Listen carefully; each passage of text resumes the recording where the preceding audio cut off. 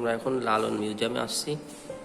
তো এইখানে প্রথমেই দেখতে পারবেন লালন সাহেবের একটা বড় ছবি। এরপরে এই যে এইখানে তার বৃদ্ধ বয়সের একটা ছবি। তারপরে এইখানে দেখতে পাচ্ছেন আর একটা ছবি। তো এগুলো সবই কিন্তু আপনার লালন যে ভক্ত তাদের চিত্রকর্ম, তাদের আঁকা। এই যে একটা ছবি এনেছে ফকির গোলাম ইয়াসিন শাহ, এবং তারপর আবার লালনের একটা ছবি। এখানে আছে আব্দুল কুদ্দুস শাহ ইনি, এবং তারপরে রয়েছে আরেকজন ভদ্রলোক, তারপরে আরেকজন ফকির মহিন শাহ। এরকম বিভিন্ন জনের ছবি এখানে টাঙানো রয়েছে। এবং খুবই ইন্টারেস্টিং একটা বিষয় যে লালনের একটা আকৃতি আঁকানো, ওইটা কাঠ দিয়ে তৈরি করা হয়েছে। এবং এখানে কিছু চিত্রকর্ম দেওয়া রয়েছে, যেমন যে আপনাদের দেখাই, এই যে এখানে একটা পাথর দিয়ে লালন শাহ লেখা, যে লালন শাহ বাবা। এবং এখানে একটা লাঠি, এটাও মনে হয় লালন শাহেরই, এবং একটা চটি। তারপরে এই যে ব্যবহার্য কিছু জিনিসপত্র, এবং ওই যে দেখেন তার কিছু কি বলে এটাকে, বেড়ি, হাতের চুড়ি টাইপের।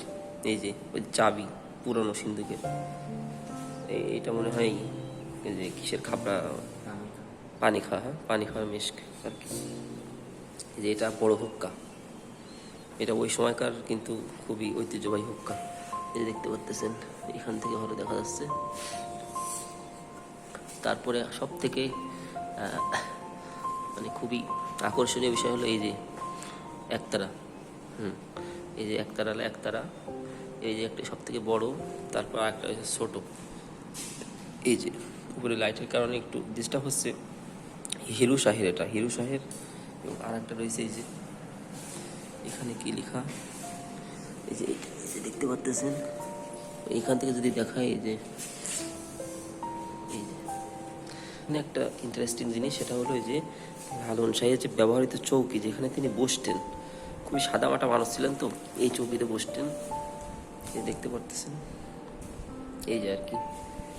তারপরে এখানে তার বাল্য জীবনের কিছু বিষয় তুলে ধরা হয়েছে।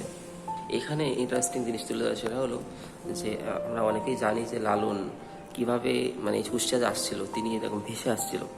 তিনি সর্বপ্রথম তার ছোটবেলায় নদীতে ভেসে তিনি কি এখানে আসছিল, মানে একটা ঘাটে উঠছিল।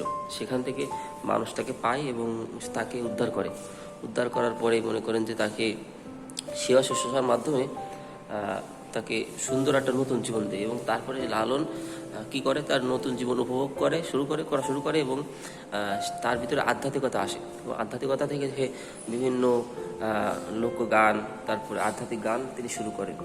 এই যে তার সাদামাটা জীবন, একটা বাড়ি, সেখানে তিনি বসবাস করতেন এবং কি করতেন, গান করতেন। তারপরে এই যে লালন শিশুদের সাথে খুব সময় কাটাতেন এবং তাদেরকে গান শোনাতেন বিভিন্ন রকমভাবে। এরপরে তার কিছু ভক্তবৃন্দ জুড়ে যায় এবং ভক্তবৃন্দ নিয়ে তার জীবন কাটতে থাকে। আস্তে আস্তে সে একটা অবস্থান তৈরি করে, এবং এর মাধ্যমে সে সকলেরই গানের গুরু হয়ে ওঠে। এবং এভাবেই তার জীবনটা এখানে কাটে, এবং শেষ পর্যায়ে যে বৃদ্ধ বয়সে লালন শাহ এই অবস্থায় থাকেন, এবং তিনি একটা সময় আমাদের এই দুনিয়া ত্যাগ করে চলে যান। তো এটা লালন শাহের সংক্ষিপ্ত একটা কাহিনী এখানে তুলে ধরা হয়েছে। তো এই ছিল লালন শাহের এই জাদুঘরের ব্যাপার স্যাপার। তো সকলে ভালো থাকবেন। আসসালামু আলাইকুম।